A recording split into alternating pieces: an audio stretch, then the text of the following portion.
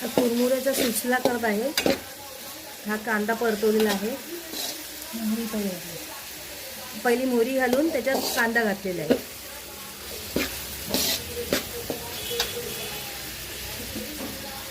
थोडा काळोख असल्यामुळे थोडंसं तर कढीपत्ता टाकलेला आहे त्याच्यात.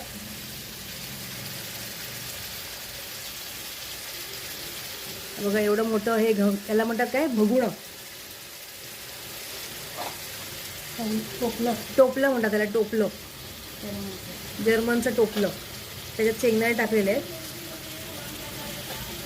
आणि सुसला जो असतो हा कुरमुरे आहे, त्याच्यामध्ये मला लाल मसाला टाकला ना ताई, आणि हळद टाकलेली, लाल मसाला, धणा मसाला, मीठ, हळद, लाल मसाला.